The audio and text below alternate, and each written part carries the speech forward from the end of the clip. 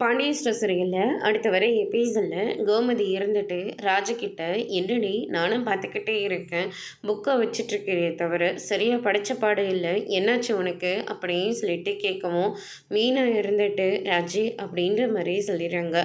இல்லைக்கா என்னால் முடியல, அதை திரும்ப திரும்ப நான் புக் எடுத்து படிக்கிற போதெல்லாம் எனக்கு அதை மட்டும்தான்க்கா ஞாபகத்துக்கு வந்துக்கிட்டே இருக்குது, என்னால் சரியாக படிக்கவே முடியல, எக்ஸாம் வேறு நெருங்கிட்டு இருக்க ராஜி, இதெல்லாம் மனசை போட்டு குழப்பிக்காது, ஆகிறது ஆகட்டும் அப்புறமா பார்த்துக்கலாம், அது எப்படிக்கா முடியும், வீட்டுக்கு ஒரு குழந்தை வரப்போது, ஒருத்தர் செஞ்சது நீ தப்புன்னு சொல்லி உன்னை எல்லாரும் திட்டிக்கிட்டு இருக்காங்க, ஆனால் நீ அது எதுவுமே பெருசாக எடுத்துக்காம அவங்களுக்கு ஃபோன் பண்ணி ஆறுதல் சொல்லிக்கிட்டு இருக்கீங்க, கைவிட மாட்டேன்னு சொல்கிறீங்க, இப்படி உங்களாலலாம் இப்படிலாம் பேச முடியுது அப்படின்னு சொல்லிட்டு ராஜி சொல்லிக்கிட்டு இருக்காங்க. அதுக்கடுத்து தான் கோமதி இருந்துட்டு இவ என்னடி சொல்லிக்கிட்டு இருக்கா, எனக்கு ஒன்றுமே புரிய மாட்டேங்குது அப்படின்னு சொல்லிட்டு கோமதி ஒரு பக்கம் சொல்லிக்கிட்டு இருக்காங்க.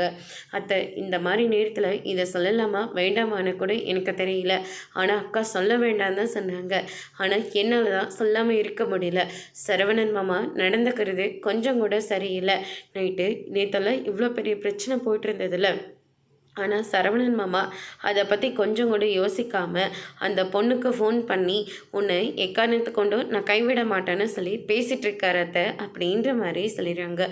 இதை கேட்டோன்னு குமுதி அவன் இப்படியெல்லாமா பேசினான் அப்படின்னு சொல்லிட்டு ரொம்பவே கோவப்படுறாங்க. அதோட இன்னைக்கான பிரம முடிச்சிருக்காங்க.